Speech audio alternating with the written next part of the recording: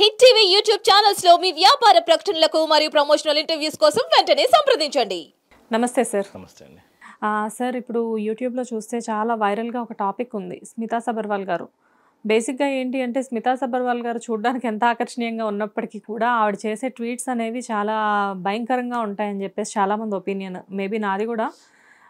కానీ ఏంటంటే ఇంతకుముందు ఉన్న గవర్నమెంట్లో ఆవిడ ఉన్నప్పుడు యాక్చువల్గా ఆవిడ మీద నెగిటివ్ అనేది చాలా అంటే రకరకాల ఇంపాక్ట్స్ ఉన్నాయి.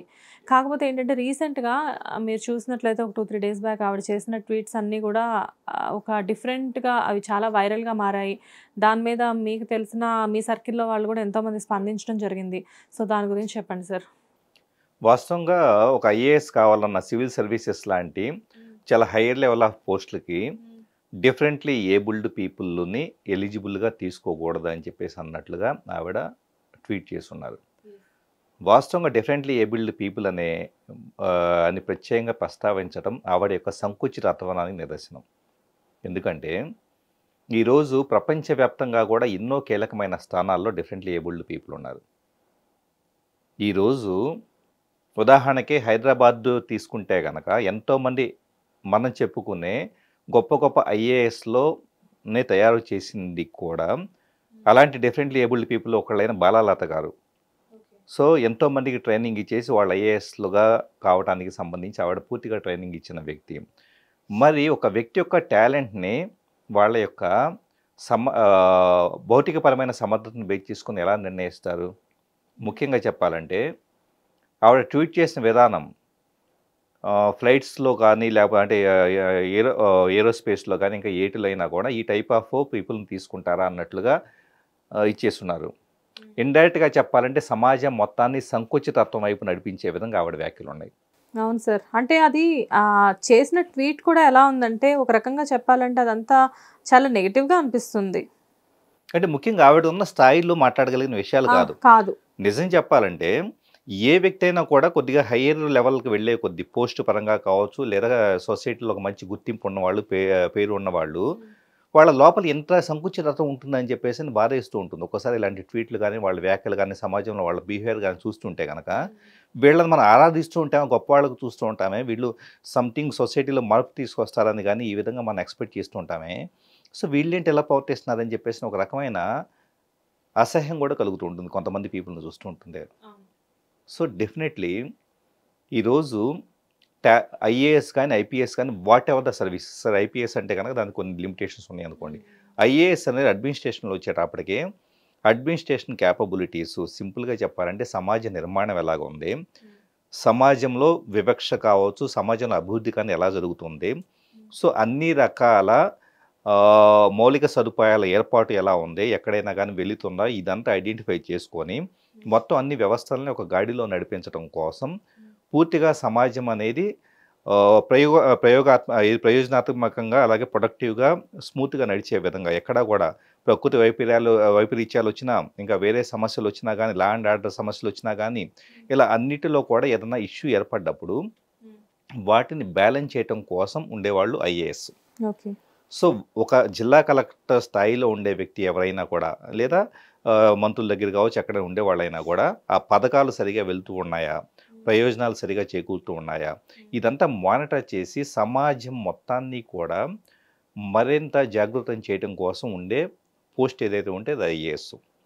సో దాంట్లో ఎవరైతే గనక చెప్పాలంటే డిఫరెంట్లీ ఏబుల్డ్ పీపుల్కి మామూలు పీపుల్కి ఉండే అడ్వాంటేజ్, ఇది డిఫరెన్స్ కూడా చెబుతాను.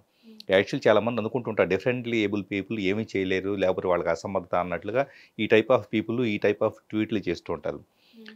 కంపేర్ టు నార్మల్ పీపుల్కు చాలా సందర్భాల్లో ఫోకస్ సరిగా ఉండదు. ఒక దాని మీద ఇది చేయాలంటే కనుక డిస్ట్రాక్ట్ అయిపోతా దాని మీదకి దీని మీదకి రకరకాలుగా వెళ్తూ ఉంటారు.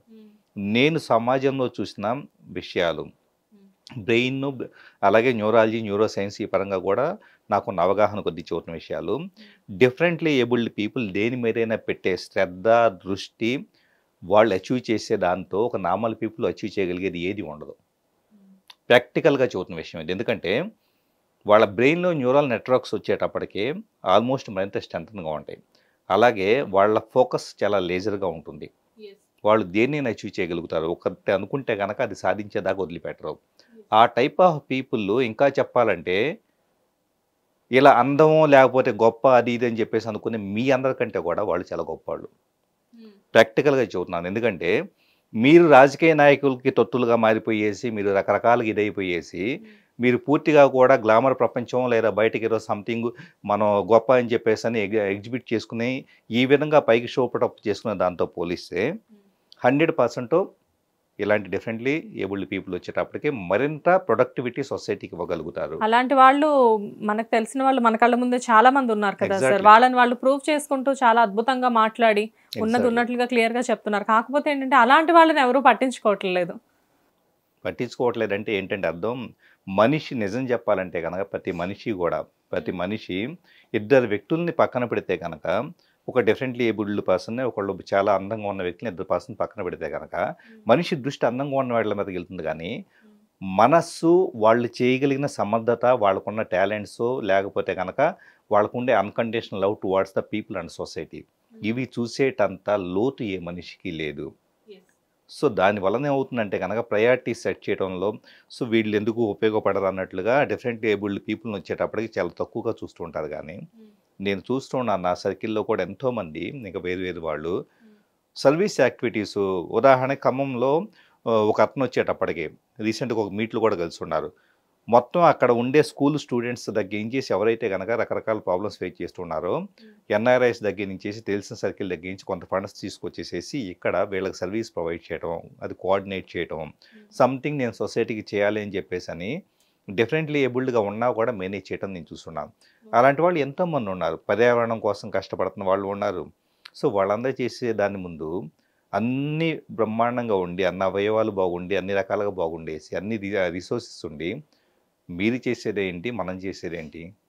మనం సింపుల్గా ఏంటంటే అన్ని పనికిమాలిన విషయాలు, పనికిమాలిన థింగ్స్ మీద స్పెండ్ చేస్తున్నాం తప్పించి, ప్రాక్టికల్గా చెప్పాలంటే కనుక లేజర్ ఫోకస్తో బతకడం వాళ్ళ నుంచి నేర్చుకోండి.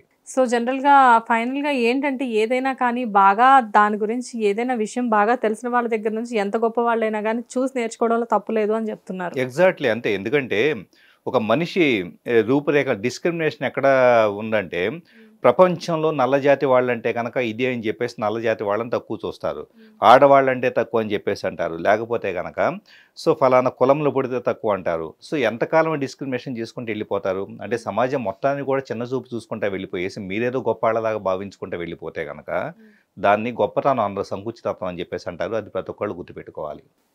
Thank you sir. Hit TV app ని డౌన్లోడ్ చేసుకోండి. ఇందులో short news, live news, entertainment movies అన్ని అవైలబుల్ గా ఉన్నాయి. Please download Hit TV app. Hit TV app. Hit TV యాప్ని ఫ్రీగా డౌన్లోడ్ చేసుకోండి.